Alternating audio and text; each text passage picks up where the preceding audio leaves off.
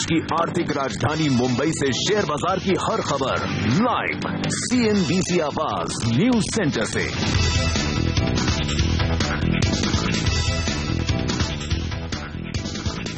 लगातार 6 दिनों से भारतीय बाजारों में जबरदस्त मजबूती का माहौल। आज है 7वां दिन। बड़ा सवाल है कि तेजी का यही मोमेंटम बरकरार रहेगा या फिर एशियाई बाजारों की कमजोरी एफआईएस की धीमी पड़ती खरीदारी भारी पड़ेगी।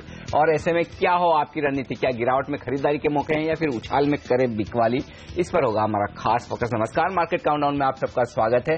मैं हूं अनिल सिंह। नमस्कार और मैं हूं हेमंत घई। जी हां, हमने देखा कल भी सेंचुरी जड़ी थी सेंसेक्स ने, 100 अंक ऊपर जाकर समाप्ति हुई।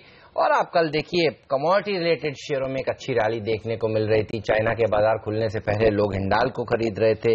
टॉप 5 निफ्टी गेनर्स में 4 शेयर दरअसल कमोडिटी रिलेटेड थे।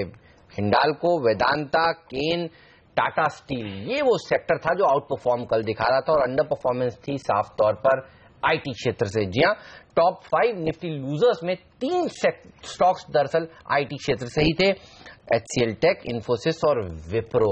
आज कौन से सेक्टर्स आउट परफॉर्म करेंगे, अंडर परफॉर्म करेंगे, सब पर बात होगी। लेकिन सबसे पहले ग्लोबल मार्केट्स का व्यू ले लेते हैं। आशीष, लंबी छुट्टियों के बाद चाइना के बाजार खुले हैं, लेकिन शुरुआत तो अच्छी हुई। 3-3.25% की तेजी, 3.5% की देखने को मिल रही थी।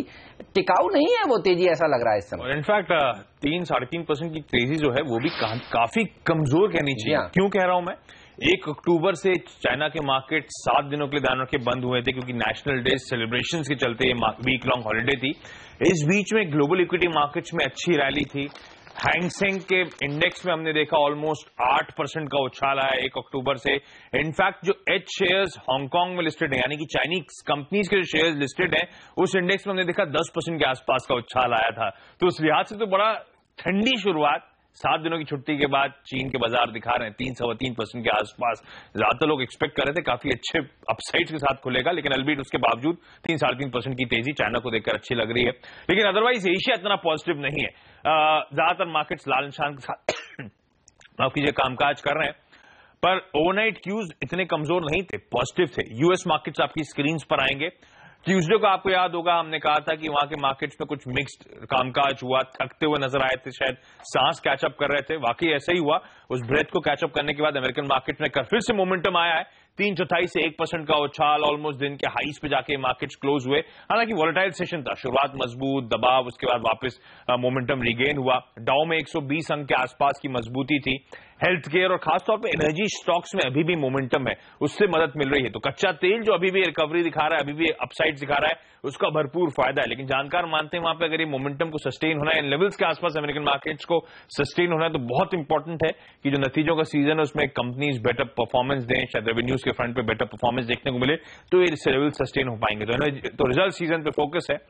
यूरोप में हमने देखा खरीदारी के साथ कामकाज था, तो फ्लैट से 2.5% की बढ़त थी। और यहां पे खास तौर पे मैं मेंशन करना चाहता हूं ऑटो शेयर, जिनमें गजब का मोमेंटम था। इनफैक्ट लीड करा था फोक्सवैगन ने, 7% का उछाल। जो नए चीफ एग्जीक्यूटिव साहब आए, उन्होंने एक जर्मन पेपर के साथ बातचीत करी। उस इंटरव्यू में उन्होंने बड़े क्लियर कट रोड मैप्स दिए हैं कि वो डीजल एमिशन की जो दिक्कतें आई हैं उससे कैसे उभरते हुए कंपनी नजर आएगी। उस इंटरव्यू के बाद बाजार खुश होता हुआ नजर आया था। एशिया पे हम वापस फोकस कर चुके हैं ऑलरेडी।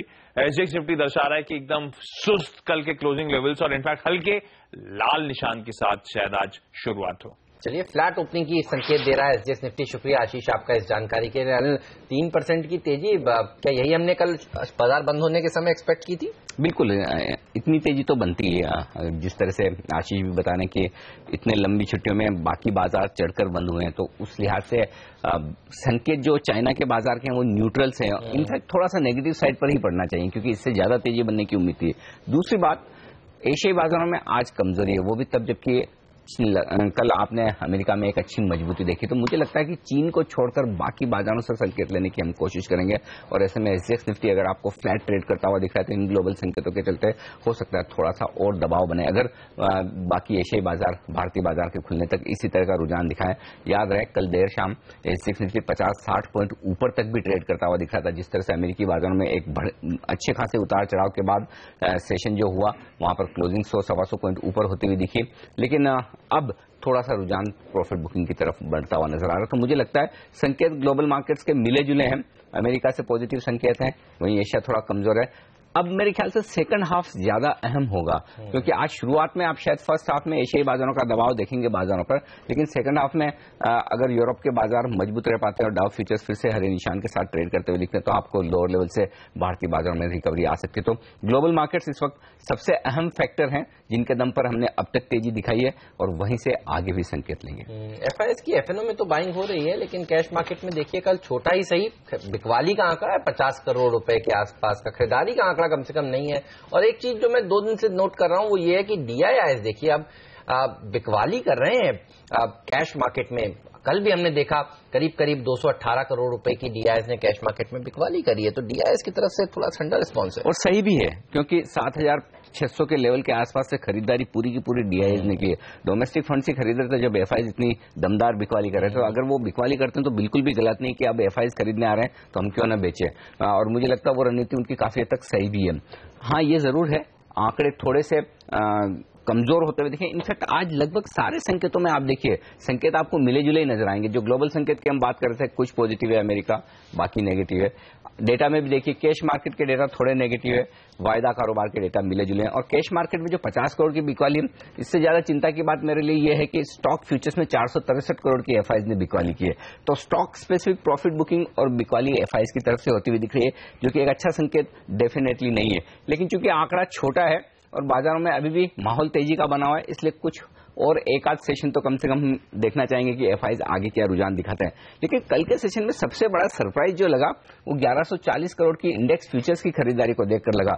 हाँ, ये जरूर है कि कल जिस तरह से दिन के उच्चतम स्तर पर जाकर बाजार बंद हुए हैं, आखिरी 1 घंटे में जो रिकवरी आई है निफ्टी फ्यूचर्स में, जिस तरह से प्रीमियम बढ़ी है, वो साफ तौर पर दिखा रही थी कि एफआईज की तरफ से निफ्टी में भी खरीदारी होती दिखी है और लोअर लेवल से बैंक निफ्टी में भी खरीदारी होती हुई दिखी है। तो ये देखना बड़ा इंटरेस्टिंग है कि मैक्रो लेवल पर, यानी कि बाजार के लेवल पर एफआईज पॉजिटिव हैं, बुलिश हैं, इंडेक्स फ्यूचर्स खरीद रहे हैं, लेकिन जिन शेयरों में एक अच्छा उछाल हो चुका है या फिर जो शेयर ऊपर आ रहे हैं और जहां वो निकलना चाहते हैं वहां पर स्टॉक स्पेसिफिक सेलिंग होती हुई दिख रही है। तो बेहद ही इंटरेस्टिंग रुझान है एफआईएस के आंकड़ों का भी। चलिए, अब बात हुई एफआईएस के आंकड़ों की, बात हुई ग्लोबल मार्केट्स की, लेकिन एफएनओ के साइड से किस तरह के क्यूज हैं, आपको किस तरह से अप्रोच करना चाहिए आज के बाजार को, इस सब पर बात करेंगे ब्रेक के बाद।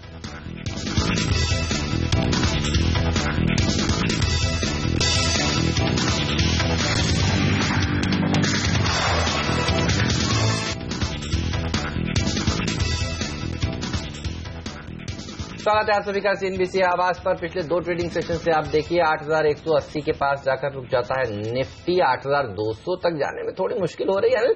एफएनओ से किस तरह के संकेत मिल रहे हैं और क्या लगता है 8,200 का आंकड़ा छूने में कुछ मुश्किल होगी या सेकेंड हाफ में आज पार कर सकता है बाजार? थोड़ी मुश्किल तो होगी, वो इस लिहाज से कि बाजार ग्लोबल मार्केट से सपोर्ट चाहिए। अल्टीमेटली अगर दुनिया भर के बाजार मजबूत है तो ही हम ऊपर जा पाएंगे, क्योंकि मेरा ये मानना है कि तेजी जो हो रही है वो दुनिया भर के बाजारों की वजह से ज्यादा हो रही है।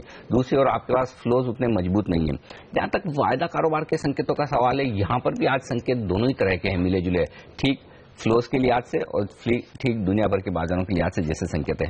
पहले कुछ संकेत जो नेगेटिव साइड पर है वो बता दूं। स्टॉक फ्यूचर्स में 6 करोड़ शेयर कल जुड़े हैं।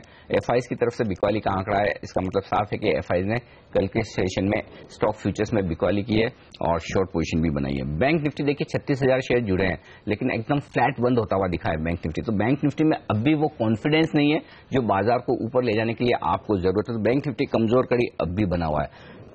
तीसरा नेगेटिव जो दिख रहा है वो है पुट कॉल रेशियो। काफी समय बाद, मुझे याद ही नहीं आ रहा कि पिछली बार मैंने पुट कॉल रेशियो को 1 के ऊपर कब देखा था, 1.03। अब वैसे आप कहेंगे कि 1.03 किसी भी लिहाज से ओवरबॉट तो नहीं है, बिल्कुल नहीं है, लेकिन आप ये भी देखिए कि हम लगातार 0.9, 0.95 की रेंज में पुट कॉल रेशियो को लगभग 4 हफ्तों से देख रहे हैं। अब धीरे धीरे 1.03 की तरफ आया है। इसका मतलब साफ है कि अब ट्रेडर्स काफी कॉन्फिडेंट हो गए, खरीदारी कर रहे हैं, और वो भी तब कर रहे हैं जब 8,000 के बेहद अहम आंकड़े के नजदीक है। तो ट्रेडर्स का थोड़ा सा और कॉन्फिडेंट होना चिंता की बात है। तो कमजोर ट्रेडर्स का सिस्टम से निकलना जरूरी है। ये 3 नेगेटिव पॉइंट है। पॉजिटिव क्या है? पॉजिटिव ये कि निफ्टी फ्यूचर्स में कल फिर से अच्छी तेजी की पोजीशन बनी, 9 लाख शेयर नए जुड़े हैं, प्रीमियम बढ़कर आई है 8 पॉइंट से बढ़कर 17 पॉइंट, यानी कि वो थोड़ा कॉन्फिडेंस है तेजी करने वाले ट्रेडर्स का जिन्होंने तेजी की पोजीशन बनाई है। पुट में देखिए 27 लाख शेयर कल नए जुड़ते हुए दिखे, ये एक अच्छा संकेत है। अब इन आंकड़ों को देखकर आज के लिए फिर से जो सबसे बड़ा और अहम लेवल आपके लिए आ रहा है वो है 8,100 का। पिछले 2 सेशन में 8,100 के लेवल पर पुट पर 23 लाख शेयर जुड़े थे और कल फिर से 8 लाख, यानी कि 3 ही दिन में 3 दिन में अगर 31 लाख शेयरों का इजाफा होता है एक ही स्ट्राइक प्राइस पर, तो वो लेवल बहुत बड़े बेस के तौर पर आपके लिए काम करता है। तो वायदा कारोबार से संकेत साफ है कि ये बाजार ये कह रहा है 8,100 के नीचे जाने के लिए तैयार नहीं है। और अगर 8,100 के लेवल को किसी भी वजह से, ग्लोबल मार्केट्स की कमजोरी की वजह से आप तोड़ दें, निर्णायक रूप से उसके नीचे ट्रेड करें और अगर क्लोजिंग देने के आसार हो, तो फिर बाजार के लिए बड़ी डाउन साइड रिस्क खुलती हुई दिख सकती है, जो कि 8,000 की तरफ ले जा सकती है। लेकिन फिलहाल जो आंकड़े बता रहे हुए कि कम से कम आपकी डाउन साइड बिल्कुल साफ नजर आ रही है कि नीचे जाने की रिस्क 8,100 के नीचे नहीं है। तो सबसे बड़ा बाजार में जो आपको ट्रेड करने में मजा तब आता है जब आपको पता हो कि आपके लिए रिस्क क्या है, आपके लिए खतरा क्या है। और जब आपको पता है कि 8,100 के आसपास आपका खतरा सीमित है, तो फिर उस लेवल पर आप अपनी रिस्क को ध्यान में रखते हुए खरीदारी का मौका अब भी देख सकते हैं। तो वायदा कारोबार के संकेत नीचे की रिस्क बता रहे हैं और ऊपर की तरफ शायद 8,250, 8,300 की तरफ जाने की कोशिश बाजार की 1-2 दिनों में हो सकती है।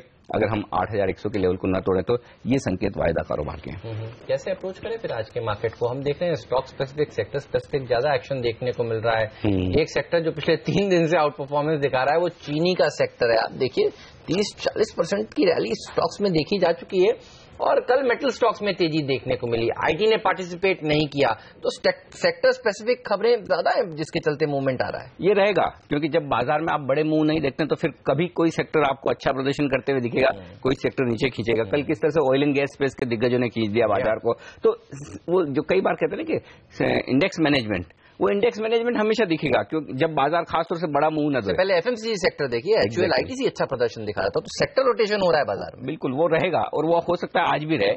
लेकिन बड़ा सवाल है कि अगर आप निफ्टी के लिहाज से डायरेक्शन लेकर बाजार को ट्रेड करना चाहते हैं तो एक संकेत तो साफ है कि कैश मार्केट में अभी भी थोड़ी खरीदारी का संकेत है। कल देखिए मिड कैप इंडेक्स उतना अच्छा प्रदर्शन नहीं कर रहा था, लेकिन उसके पीछे कुछ चुनिंदा मिड कैप्स ही थे जो कमजोर हो रहे थे खबरों की वजह से। कोई पीएफसी आरईसी ले लें, कोई जुबिलेंट फूडवर्क जैसे शेयर ले लें, बाकी ओवरऑल मिड कैप स्पेस उतनी कमजोर थी नहीं। तो एक संकेत साफ है कि ब्रॉडर मार्केट में, कैश मार्केट के स्टॉक्स में अभी भी खरीदारी का माहौल बरकरार है। तो अब मैं ये कहूंगा कि आज लग ऐसा रहा है कि हम शायद ज्यादा कमजोरी के साथ शुरुआत करें, उतनी नहीं कि जैसा कि एसएक्स निफ्टी आपको 2-5 पॉइंट ही दिखा रहा है। अगर एशियाई बाजार अभी जिन लेवल पर हैं उतना कमजोर भी रहे तो शायद भारतीय बाजार खुलकर थोड़ा नीचे जाने की कोशिश करेंगे। अब नीचे जाने की कोशिश में हो सकता है आप 8,100, 8,125 की रेंज में अगर आए तो वहां पर मुझे लगता है एक कॉन्ट्रा ट्रेड लेकर खरीदारी करनी चाहिए, लेकिन स्ट्रिक्ट स्टॉप लॉस के साथ। क्योंकि 8,100 के नीचे अगर बाजार टिके तो फिर तेजी करने वाले ट्रेडर्स की तरफ से अपनी तेजी की पोजीशन कम करने का प्रेशर बढ़ता हुआ दिखेगा, जो बाजार को फिर 8,000 की तरफ अगले कुछ दिनों में ले जा सकता है। लेकिन लग ऐसा रहा है कि 8,100 को तोड़ने की जल्दबाजी में बाजार है नहीं, और ऐसे में सेकंड हाफ में आपको हो सकता है लोअर लेवल से एक अच्छी रिकवरी आती हुई दिखे। ठीक पिछले 2 दिनों की तरह किस तरह से आप देख रहे हैं कि बाजार लोअर लेवल से खासतौर से आखिरी 1-1.5-2 घंटे में रिकवर करता हुआ दिखता है, वो ट्रेंड दिख सकता है, बशर्ते कि आपको डाउ फ्यूचर्स ज्यादा कमजोर नजर न आए, यूरोप के बाजार ठीक ठाक सा ट्रेड करें, जिसकी संभावना दिख भी रही है। तो ऐसे में फिर से आप 8,200 की तरफ जाने की कोशिश कर सकते हैं। लेकिन मेरा टारगेट अब 8,200 नहीं है, क्योंकि हम उसके बेहद करीब कल भी पहुंचे, परसों भी पहुंचे। तो अब अगला टारगेट जो बन रहा है वो 8,250, 8,300 की रेंज में बन रहा है, और 8,100 के नीचे स्टॉप लॉस रखना चाहिए। तो कमजोर शुरुआत के बाद लोअर लेवल पर खरीदारी की राय, लेकिन संकेत जिस तरह से मिले जुले हैं सब तरफ से, बेहद स्ट्रिक्ट स्टॉप लॉस के साथ ट्रेड करना आज के लिए सही रहेगा। और स्टॉक स्पेसिफिक का रुझान रखिए तो ज्यादा अच्छा है। भारतीय बाजारों में कौन से वो स्टॉक्स हैं जहां पर आपको अप्रोच करना चाहिए? आज जहां तेजी या मंदी देखने को मिलेगी बाजार खुलने के साथ ही, ये बताएंगे। ब्रेक के बाद टॉप 10 स्टॉक हाजिर करेंगे। आप देखते रहिए सीएनबीसी आवाज।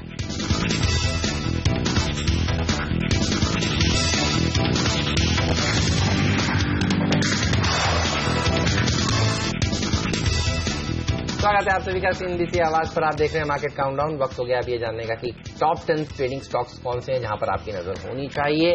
और बताने के लिए सीएनबीसी आवाज की पूरी टीम हमारे साथ जुड़ चुकी है। नियति, पूजा, सोनम, वरुण हमारे साथ जुड़ चुके हैं। सोनम बताइए कहां पर नजर है आपकी, कौन सा स्टॉक है आपके रडार पर? Good morning Hemant. शुरुआत डीएलएफ के साथ करें कि जिसकी बोर्ड बैठक रहने वाली है आज, और ये बोर्ड बैठक काफी अहम है क्योंकि जो भी आउटकम आता है वो एक गेम चेंजर बन सकता है डीएलएफ के लिए। रेंटल कारोबार और दूसरा प्रोमोटर्स का कंपल्सरी कन्वर्टेबल प्रेफरेंस शेयर्स का इशू सामने होगा। माना जा रहा है इस बैठक में रेंटल कारोबार के लिए अलग प्लेटफॉर्म बनाया जाएगा ताकि आगे चल के इसको रीट्स के तौर पर लिस्ट किया जा सके। साथ ही माना जा रहा है कि डीएलएफ अपने रेंटल कारोबार को लगभग 50% हिस्सा बेचती हुई दिखाई देगी ताकि कुछ पैसे जुटा सके अपने कर्ज को कम करने के लिए। और अब ध्यान से सुनिए सीएनबीसी आवाज की एक्सक्लूसिव खबर। जी हां, आज आपको फ्यूचर ग्रुप के शेयरों पे खास तौर पे नजर बना के रखनी होगी, क्योंकि एक्सक्लूसिव जानकारी हमें है कि रिटेल किंग किशोर बियानी के फ्यूचर ग्रुप और बाबा रामदेव एक बड़ा कारोबारी धमाका करने वाले हैं। जी हां, अब योग गुरु बाबा रामदेव रिटेल कारोबार में उतरेंगे और जल्द ही आपको बाबा रामदेव के पतंजलि के जो प्रोडक्ट्स हैं वो बिग बाजार जैसे जो स्टोर्स हैं उसमें आपको मिलते हुए नजर आएंगे। हमें एक्सक्लूसिव सूत्रों से जानकारी मिली है कि इस करार की औपचारिक ऐलान शुक्रवार को होगा। पतंजलि ग्रुप में आपको बता दूं कि टॉप एफएमसीजी कंपनियों में से है, जिसका टर्नओवर करीब 2 से 3 हजार करोड़ रुपए का है।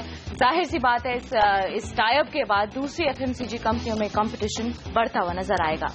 इसके अलावा 9,000 करोड़ रुपए के पावर ट्रांसमिशन लाइन प्रोजेक्ट्स के लिए सरकार जल्द ही बोलियां मंगवा सकती है। दरअसल टैरिफ बेस्ड कॉम्पिटिटिव बिडिंग के तहत ये बोलियां मंगवाई जाएगी। वेमागिरी 2 और भूटान इंटरलिंक प्रोजेक्ट, ये 2 प्रोजेक्ट है जिनके लिए बोलियां मंगवाई जाएगी। इसके चलते Gayatri project, Kalpataru power grid जैसी कंपनीज है जो आपके रडार पे होनी चाहिए। और अपोलो हॉस्पिटल की 1000 करोड़ रुपए जुटाने की योजना है और इस रकम का इस्तेमाल कंपनी अपने कारोबार को विस्तार करने में लगाएगी। 500 करोड़ रुपए यहाँ पर राइट्स इश्यू के जरिए जुटाएगी, वहीं 500 करोड़ पी फंड के जरिए जुटाने की योजना है। सिप्ला ने करार कर लिया है बायो फार्मा के साथ एक जॉइंट वेंचर कंपनी बनाई जाएगी अल्जीरिया में एक मैन्युफैक्चरिंग फैसिलिटी सेटअप करने के लिए। ये जेवी में सिप्ला का हिस्सा 40% का रहेगा, वही बाकी का बायो फार्मा का रहेगा। जेवी के तहत मैन्युफैक्चरिंग फैसिलिटी लगाने के लिए लगभग $1.5 करोड़ का निवेश किया जाएगा। अशोक लेलैंड की सब्सिडरी हिंदुजा लेलैंड को हाउसिंग फाइनेंस का लाइसेंस मिल गया है। कंपनी अगले हफ्ते तक काम शुरू कर देगी और मार्च तक बुक साइज कंपनी की 700 करोड़ करने की योजना है। और कर्ज का बोझ कम करने के लिए रिलायंस इंफ्रा अपने सीमेंट कारोबार से बाहर होने की योजना बना रही है। ब्लैकस्टोन, कार्लाइल, केकेआर जैसी पी कंपनियां यहां पे रिलायंस सीमेंट का कारोबार खरीदने की दौड़ में शामिल हैं। ये पूरी ही डील 6,000 करोड़ रुपए में हो सकती है। वही दुर्गापुर पावर प्रोजेक्ट के लिए दरअसल एनवायरमेंट मिनिस्टर का एक्सपांशन के लिए इस प्रोजेक्ट के अप्रूवल मिल गया है। ये प्रोजेक्ट जो है वो एनटीपीसी और सेल के बीच में एक जॉइंट वेंचर है और इस प्रोजेक्ट में कुल निवेश करीब 362 करोड़ का होना है। वही टेक महिंद्रा ने इंटेलिजेंट मोबिलिटी सॉल्यूशंस के लिए कैटापुल्ट के साथ 3 साल के लिए करार कर लिया है। मन इंडस्ट्रीज फोकस में रहेगा, जहां पे पाइप सप्लाई करने के लिए कंपनी को 700 करोड़ रुपए का ऑर्डर मिल गया है। इस ऑर्डर के बाद कंपनी का total outstanding order book 1,300 crore रुपए पर है। और सबसे आखिरी में एक इंटरेस्टिंग फंड एक्शन पर नजर डाले थे। कल एचसीएल इन्फोसिस्टम में डिराइव इन्वेस्टमेंट से करीब 40,20,000 शेयर खरीदे हैं 48 रुपीज 90 पैसे प्रति शेयर के भाव पर। 20% का अपर सर्किट यहाँ पर लगा था जो रिवाइज होकर अब 10% का हो गया है। अब देखना होगा ये शेयर आज किस तरह से खुलते हैं, लेकिन इन तमाम शेयरों पर राय देंगे ब्रेक के बाद। शुक्रिया आप सबका इस जानकारी के लिए। ब्रेक के बाद हाजिर करेंगे इस वक्त की हेडलाइंस भी और 5 बड़े सवाल जिस पर आपकी नजर होनी चाहिए। ट्रेडिंग से कैसे कमाएं शेयर बाजार में पैसे, क्या है थोड़े निवेश से करोड़ों कमाने के मंत्र। आईटीएल एक ऐसा गेम शो जहां निवेश से होती है मोटी कमाई और मिलता है इनाम भी। मिलिए इंडियन ट्रेडिंग लीग में जोरदार कमाई करने वाले धुरंधरों से। आईटीएल के खिलाड़ियों ने कैसे मारी बाजी, सिर्फ सीएनबीसी आवाज पर।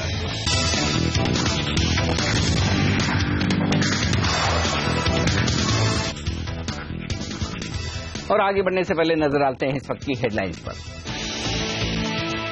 अमेरिकी बाजारों में निचले स्तरों से दिखी शानदार रिकवरी। चीन के अलावा सभी एशियाई बाजारों में कमजोर शुरुआत, लेकिन एसजीएक्स निफ्टी में भी सुस्ती।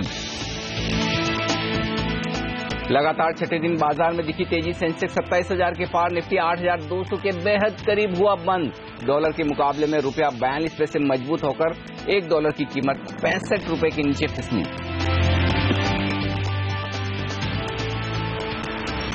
कर्ज में डूबी डीएलएफ की बोर्ड बैठक आज। रेंटल कारोबार का 50% हिस्सा बेचकर $2 अरब जुटाने की योजना। कंपनी पर फिलहाल 20,000 करोड़ से ज्यादा का कर्ज। फॉक्सवैगन ने पोलो की पेट्रोल और डीजल कारों की बिक्री पर लगाई रोक। कारों में तकनीकी जांच जारी। कंपनी आज बताएगी इस रोक की वजह। योग गुरु बाबा रामदेव की होगी रिटेल के धंधे में एंट्री। फ्यूचर ग्रुप और पतंजलि योगपीठ के बीच बड़ा करार संभव। शुक्रवार को हो सकती है आधिकारिक घोषणा। सीएनबीसी आवाज एक्सक्लूसिव। आधार मामले में सरकार और रेगुलेटर्स को तगड़ा झटका। पीडीएस, एलपीजी के अलावा अनिवार्य नहीं होगा आधार। सुप्रीम कोर्ट की बड़ी बेंच करेगी मामले की सुनवाई। राजधानी दिल्ली में प्रवेश करने वाले ट्रक्स पर एनजीटी ने लगाया एनवायरमेंट टोल टैक्स। वायु प्रदूषण से लड़ने के लिए 1000 रुपए तक की टैक्स वसूली। और आज प्रधानमंत्री मोदी की बिहार में 4 रैलियां, मुंगेर, समस्तीपुर, नवादा और बेगूसराय में मांगेंगे वोट। रात को पटना में बीजेपी की चुनावी रणनीति पर होगी बैठक।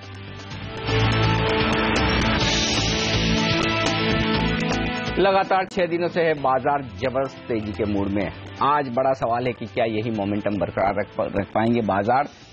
क्या है आज के लिए बड़े सवाल जो हर ट्रेडर और इन्वेस्टर के रडार पर होने चाहिए? ये सब लेकर हमारे साथ है इस वक्त हेमंत, बताइए। शुक्रिया अनिल। और सवाल यही है कि 7वें दिन भी क्या आज तेजी होगी? क्लोजिंग लेवल के हिसाब से क्या हम हरे निशान में जाकर बंद होंगे? और इंपॉर्टेंट लेवल्स हैं आज के लिए 8200 क्या हम इसके पार निकलेंगे? और 8100 का सपोर्ट जो पिछले 2 ट्रेडिंग सेशन से हम देख रहे हैं, कल हमने उसके ऊपर ही कारोबार किया दिन भर, परसों एक बार जब नीचे गए तो वहां से ऊपर आ गए। तो 8100 को क्या हम आज रिस्पेक्ट करेंगे और 8200 की तरफ वापस क्या अप्रोच करेंगे, इस पर नजर बनी रहेगी। इंडसइंड बैंक के नतीजे कल आने वाले हैं और इसके साथ अर्निंग सीजन की शुरुआत भी होगी। प्राइवेट सेक्टर बैंक है, देखना होगा ये कल किस तरह से नंबर्स पेश करता है, लेकिन आज किस तरह से पोजीशंस यहां पर बनाए ये बताएंगे आपको शो में आगे। चीनी शेयरों में जिस तरह से 30% से ज्यादा की रैली देखी जा चुकी है, अब इन शेयरों में आपको क्या करना चाहिए? क्या मुनाफा वसूल कर लें या फिर ट्रेडिंग स्टॉप लॉस लगाकर अब भी बने रहें? इस सब पर बात होगी। इसके अलावा बाबा रामदेव और किशोर बयानी के बीच में जिस तरह से ये करार हो रहा है, जिसकी एक्सक्लूसिव जानकारी CNBC आवाज पर ही आपको दी जा रही है, इससे आज किस तरह का एक्शन देखने को मिल सकता है बयानी जी के लिस्टेड कंपनियों में, इस सब पर बात होगी। ये कुछ बड़े सवाल जिस पर मेरी नजर है। बिल्कुल, और इनके जवाब लेते हैं। हमारे एक्सपर्ट्स हमारे साथ जुड़ रहे हैं तकनीकी राय देने के लिए। कोलकाता से हमारे साथ है रजत के boss.com के रजत बॉस, साथ ही फंडामेंटल राय के लिए अल्टामाउंट कैपिटल के के सुब्रमण्यम हमारे साथ जुड़ चुके हैं, और वायदा कारोबार की रणनीति समझाने के लिए SMC ग्लोबल के डेरिवेटिव हेड नितिन मुरारका भी है हमारे साथ। नई दिल्ली से आप सबका स्वागत है CNBC आवाज पर। सबसे पहले नितिन, आपके साथ की जाए शुरुआत। क्या कह रहे हैं वायदा कारोबार के संकेत? क्या 8101 अच्छा सपोर्ट नजर आ रहा है? क्या तेजी और बढ़ सकती है? और अगर आज जिस तरह से बाकी एशियाई बाजार में थोड़ा कमजोरी का माहौल है, चीन को छोड़कर कमजोर शुरुआत हो, तो क्या निफ्टी खरीदेंगे आप? देखिए जी, डेटा काफी पॉजिटिव है और मेरे ख्याल से रात में SGX निफ्टी ऊपर थी, अभी फ्लैट टू स्लाइटली नेगेटिव है, तो मेरे ख्याल से एक अपॉर्चुनिटी होगी यहाँ पे खरीदने के लिए। उसके पीछे डेटा क्या क्या पॉजिटिव है? सबसे पहले लास्ट 2 दिनों में जो निफ्टी में नीचे से रिकवरी हुई, उसमें आप देखेंगे ओपन इंटरेस्ट का एडिशन अच्छा है। कल के दिन भी करीब 9 लाख शेयर का ओपन इंटरेस्ट एडिशन है और वो हर रिकवरी में हम लोग देख रहे हैं नीचे से ओपन इंटरेस्ट एडिशन हो रहा है। और ये जो ओपन इंटरेस्ट एडिशन है ये स्ट्रॉन्गर हैंड्स की तरफ से ज्यादा हो रहा है, क्योंकि कल FIs की तरफ से आप जो 1150 करोड़ की बाई फिगर देख रहे हैं, उसमें 12.5 लाख निफ्टी उन्होंने कल खरीदी है। और लास्ट 3 दिन का अगर FIs का फिगर देखेंगे तो करीब 3000 करोड़ के आसपास की निफ्टी फ्यूचर्स में बाई फिगर है। और बहुत ज्यादा निफ्टी में लास्ट 3 दिनों में मूवमेंट नहीं हुई है, बस इतना ही हुआ है कि नीचे से रिकवरी हुई है। इसका मतलब ये हुआ कि नीचे के लेवल पे जो पोजीशंस बनी है वो मुझे लग रहा है कि FIs की तरफ से जो 3000 करोड़ की बाई फिगर है, उसमें जो ओपन इंटरेस्ट एडिशन हुआ है वो स्ट्रॉन्गर हैंड्स की तरफ से है। तो एक तो ये डेटा हो गया। दूसरा, अगर आप ऑप्शंस में आते हैं तो ऑप्शंस में जिस तरीके से जो FIs का डेटा है, कल जो 215 करोड़ की सेल फिगर हमें दिख रही है, उसमें 5 लाख पुट बेची गई है FIs की तरफ से और कॉल ली गई है करीब 1.5 लाख। बट लास्ट 3 दिन में अगर आप देखेंगे तो करीब FIs का जो डेटा है उसमें 20 लाख कॉलें ली गई है और करीब 15-16 लाख पुट बेची गई है। और पुट में जो भी ओपन इंटरेस्ट एडिशन हम लोग देख रहे हैं, या हम लोग 81 पे जितना ज्यादा पुट की राइटिंग हुई है, वो मुझे लग रहा है कि वीकर हैंड्स ने खरीदा है, क्योंकि जो ओपन इंटरेस्ट एडिशन है वो FIs की तरफ से सेल साइड का है, यानी स्ट्रॉन्गर हैंड्स ने बेचा है, वीकर हैंड्स ने खरीदा है। तो वो भी एक तरीके से स्ट्रॉन्ग डेटा आ रहा है, क्योंकि फ्यूचर्स में बाइंग है, कॉल में भी बाइंग है और पुट्स में सेलिंग देख रहे हैं। जहां तक ऑप्शंस का और अगर आप डेटा देखेंगे तो कल में पुट्स में ओपन इंटरेस्ट एडिशन था करीब 25-26 लाख, वहीं कॉल में केवल एडिशन था 30-32 हजार। तो पुट कॉल रेशियो में जिस तरीके से जो इंक्रीज हुआ है और वो इंक्रीज स्ट्रॉन्गर हैंड्स की तरफ से हुआ है, तो वो भी एक डेटा मुझे पॉजिटिव लग रहा है। तो कुल मिला के समरी मुझे यही निकल रही है कि मार्केट में फ्यूचर्स का जो लेवल है 8140, 8150, ये एक स्ट्रांग सपोर्ट की तरह आज एक्ट करेगा। और अगर मार्केट आपको 10-20 पॉइंट का भी डिप देती है ओपनिंग में, तो 8140 का स्टॉप लॉस रख करके बाइंग करनी चाहिए। और पॉसिबल है कि फ्यूचर के हिसाब से 8275 से लेके 8300 तक के लेवल आपको 2-3 दिन में मिल सकते हैं। रजत, गुड मॉर्निंग। आप भी क्या एक्सपेक्ट कर रहे हैं? गिरावट में खरीदारी करें? बाजार बाय ऑन डिप्स का ही है। देखिए, गिरावट में खरीदारी तो करना चाहिए। क्यों कल 8180 को क्रॉस नहीं किया वो बात सही है, क्योंकि 8176 से लेके 8184 जो है इसमें 100 डे और 200 डे एक्सपोनेंशियल मूविंग एवरेज भी वहां पे है, तो वो एक रेजिस्टेंस का काम कर रहा था जहां तक निफ्टी का सवाल है। लेकिन अगर आप देखेंगे कई सारे मिड कैप्स, कई सारे other than Nifty counters they were performing pretty well. In fact with in the Nifty also हमने देखे कि अच्छी प्रदर्शन कई जगह से दिखने को मिला। तो ये देखते हुए मुझको जो समझ में आ रहा है कि आज अपने एक बार 8184 को क्रॉस कर लेने के बाद में ऊपर में 8224 का जो रेजिस्टेंस है, एक्चुअली मैं मानता हूं कि 8180 से लेके 8225 एक सप्लाई जोन है। ये सप्लाई जोन पार करने के बाद में 8250 8270 भी टेस्ट होगा, और गोइंग फॉरवर्ड अगर ये डिसाइसिवली क्रॉस हो जाता है तो 8350 के टारगेट अपने को बनाना चाहिए। इसीलिए मैं यही कहूंगा कि अगर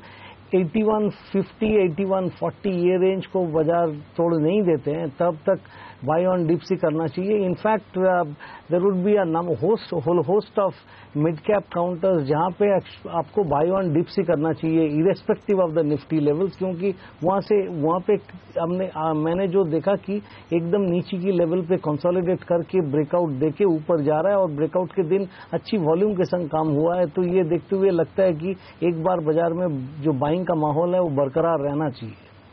ओके, तो फिलहाल खरीदारी का माहौल रहेगा बरकरार, और गिरावट में खरीदारी करने की राय हमारे दोनों ही एक्सपर्ट्स की तरफ से आती हुई दिख रही है। लेकिन खरीदारी जहां होती दिख रही है वो काफी हद तक एक काउंटर है सिप्ला। कल के सेशन में हमने देखा सिप्ला में एक अच्छी मजबूती आती हुई दिखी। आज सुब्रमण्यम साहब जो खबर आ रही है सिप्ला के लिए, अल्जीरिया में एक ज्वाइंट वेंचर इस कंपनी ने किया है, क्या लगता है क्या निवेश का मौका बनता है इस स्टॉक में? खरीदेंगे आप? जी, अगर हम सिप्ला की बात करें तो आई थिंक 6-8 महीने में जो भी हम पॉजिटिव खबर वगैरह सुनते आ रहे हैं, ऑब्वियसली यहाँ पर एक हर गिरावट पे हम यहाँ पर खरीदारी देख रहे हैं। तो ऑब्वियसली ये सब न्यूज के चलते यहाँ पर एक डेफिनेटली बाय डिप स्ट्रैटेजी का डेफिनेटली सलाह दे सकते हैं। और मेरा मानना है कि शायद आने वाले टाइम पे इस क्षेत्र में शायद एक आउट परफॉर्म रहने की पूरी चांसेस है। तो आई थिंक एक बाय डिप स्ट्रैटेजी का डेफिनेटली एक सलाह दे सकता हूँ। गिरावट में खरीदारी करने की राय सिप्ला में 2.5% की मजबूती कल स्टॉक में देखने को मिली थी। मजबूती कल काफी सारे शेयरों में देखने को मिलती है, अंतर्राष्ट्रीय बाजार में भी, और गिरावट भी। यम ब्रांड्स जो आपकी स्क्रीन पर अभी आप देख रहे थे, ये शेयर यूएस में कल पिटा था। वेदांता में एक अच्छी तेजी 14% की देखने को मिली थी। क्या होनी चाहिए रणनीति? आज फिर भारतीय बाजारों में वेदांता लिस्टेड शेयर में और जुबिलेंट फूड वर्क्स जो कल 5% गिरा था। सब पर बात करेंगे ब्रेक के बाद। आप देखते रहिए सीएनबीसी आवाज।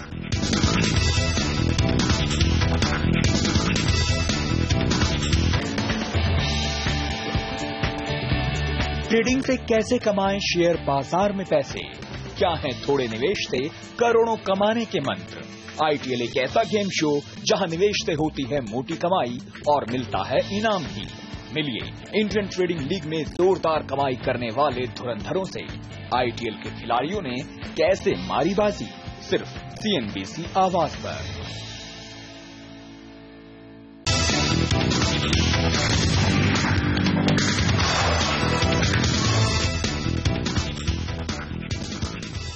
और फोकस करते हैं आज की एक खबर पर। 700 करोड़ का एक बड़ा ऑर्डर हाथ लगा है मन इंडस्ट्रीज के। कंपनी के चेयरमैन आरसी मनसुखानी हमारे साथ कार्यक्रम में शामिल हो रहे हैं। मनसुखानी साहब, स्वागत है आपका सीएनबीसी आवाज पर।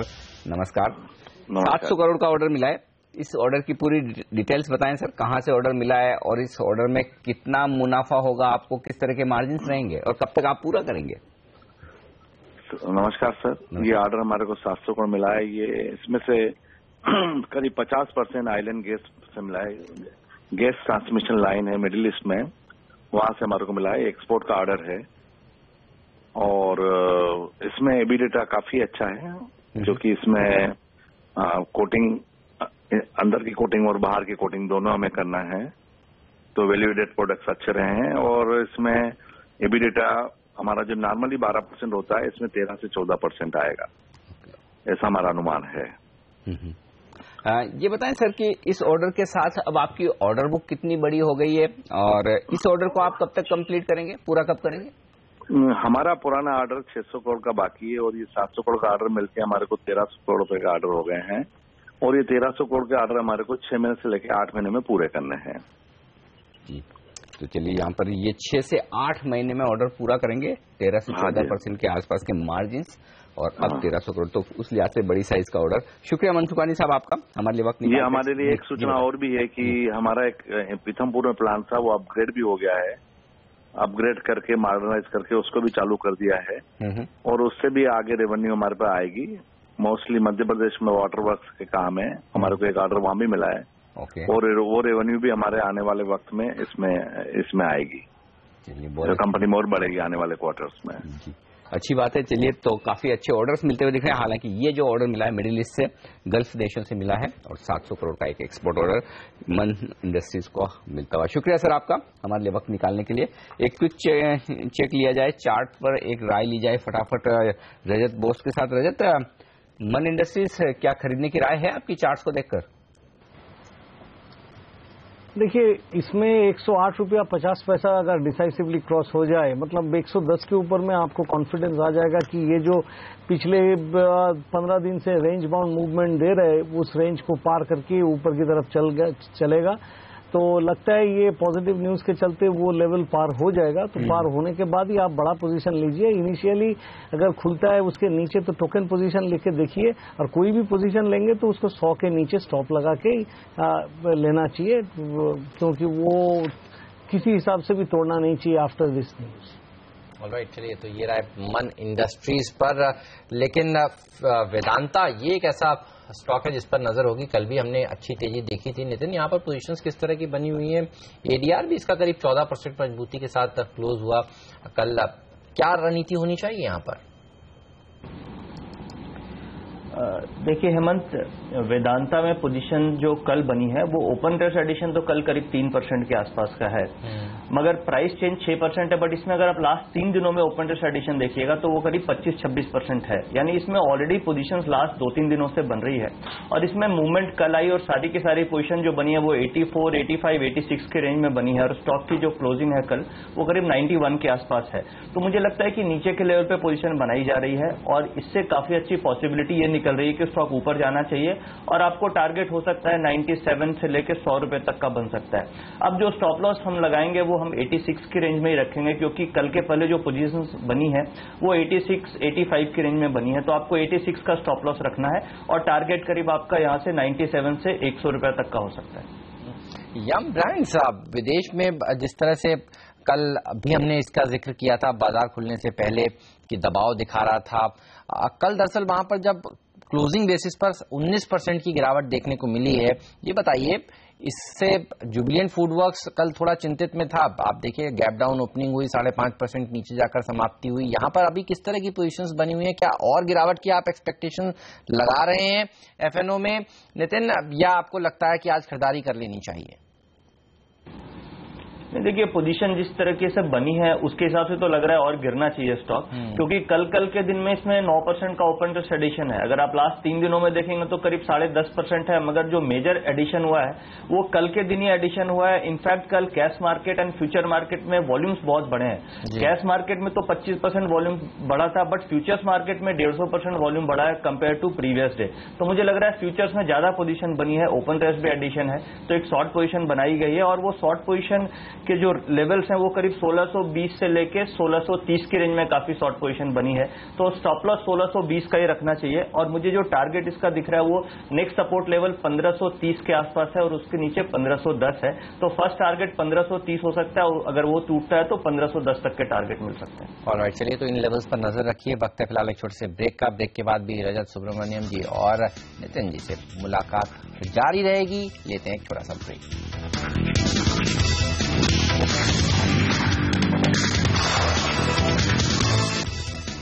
स्वागत है आप सभी का सीएनबीसी आवाज पर। आप देख रहे हैं मार्केट काउंटडाउन। काफी सारे स्टॉक्स हैं जिनमें आज आपकी नजर होनी चाहिए, जो आपके रडार पर होने चाहिए, और एक ऐसा ही स्टॉक है HCL इन्फोसिस्टम्स का। कल यहां पर डिराइव इन्वेस्टमेंट्स यानी राधाकृष्ण दमानी जो एक बड़े वैल्यू इन्वेस्टर माने जाते हैं, उन्होंने यहां पर खरीदारी करी है 49.85 के भाव पर। उन्होंने करीब करीब 2% हिस्सेदारी यहां पर खरीदी है। इससे पहले प्रोफेसर मंकेकर, एक और वैल्यू इन्वेस्टर, ने यहां पर 2% शेयर खरीदे थे। इस महीने देखें तो 42% की रैली स्टॉक में देखी जा चुकी है। रजत, चार्ट्स कैसे लगते हैं इसके? वैसे तो कल सर्किट पर बंद हुआ था और आज सर्किट फिल्टर रिवाइज करके 10% का कर दिया गया है 20% से। कैसे अप्रोच करेंगे इस स्टॉक को? देखिए, इस स्टॉक में अप्रोच आपकी ये होना चाहिए, एक तो इसका RSI जो है वो एक साल में न्यू हाई दिखा दिया, कल 78.44 में RSI 14 बंद किया है। एंड जिस तरीका से पिछले 5 दिनों में लगातार बढ़ते हुए वॉल्यूम, मतलब increasing every successive day we got higher volumes in this, तो ये दिखा रहा है कि इसमें कंप्लीट रिवर्सल आ चुका है और इसका कंसोलिडेशन कंप्लीट करके ये ऊपर की तरफ जा रहा है। 56 रुपया पार करने के बाद में इसमें और भी अच्छी तेजी का रुझान आ जाएगा। अब मुझको ये समझ में आ रहा है कि this is actually a good buy. People would be, I mean, looking at the kind of movement ये दिया है, ये देखते हुए आपको लगेगा कि इसको बाय ऑन डिप्स करना चाहिए, लेकिन मुझको ये कहना है कि इसको बाय कीजिए, डिप्स होने से और ऐड कीजिए। इसमें आप 45 तक डिप में कोई भी डिप में ऐड करते जाइए। This looks very good going forward. मुझको 75 से 80 तक नजर आ रहा है। That is a medium term target 3 से 6 महीने का।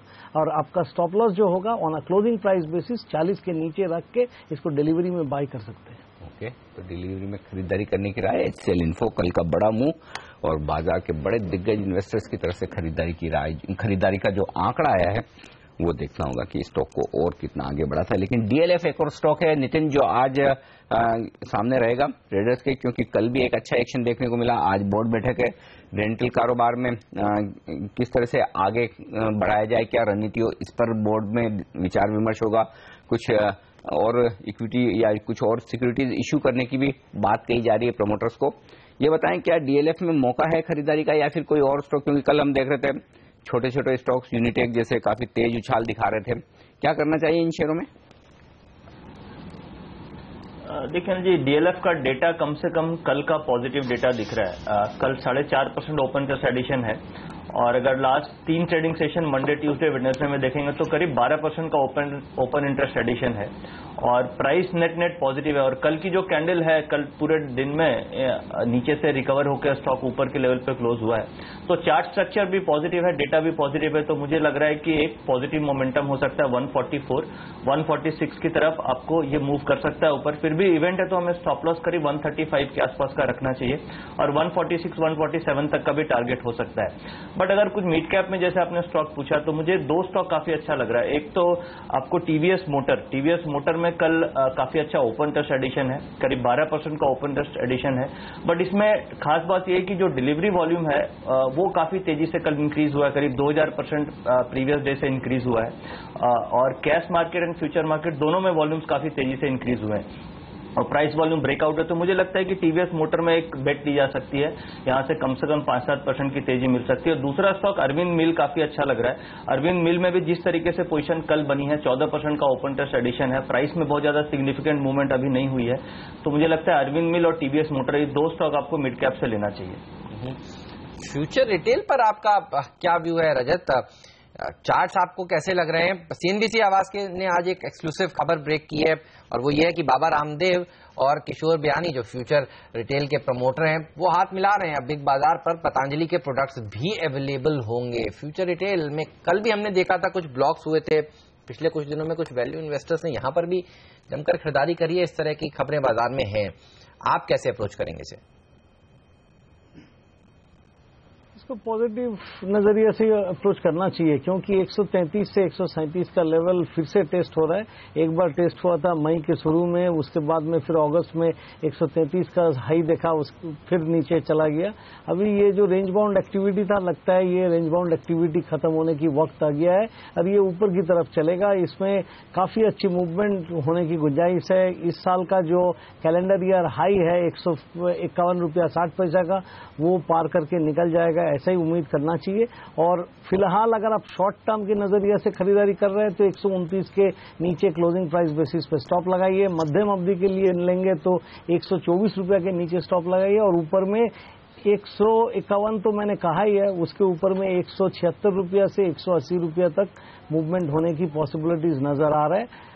इसमें कोई भी डिप में भी बाई करते जाइए, जो स्टॉप लॉस मैंने कहा उसी तक आप बाई कर सकते हैं, उसके नीचे लेकिन फिर से खराब हो जाएगा, ऐसा ही मानना पड़ेगा। ओके, ये राय आती रही यहाँ पर फ्यूचर रिटेल के स्टॉक पर देखना होगा किस तरह का एक्शन यहां पर आगे बढ़ता हुआ नजर आता है। लेंगे एक छोटा सा ब्रेक, और ब्रेक के बाद जब लौटेंगे तो हमारे सामने होगा प्री ओपनिंग सेशन, और इंटरेस्टिंग ये भी होगा रुपए ने जो कल 65 के लेवल के ऊपर, भले 2 पैसे ऊपर 64.98 पर जो क्लोजिंग दी किया, उस मजबूती को और आगे बढ़ाएगा।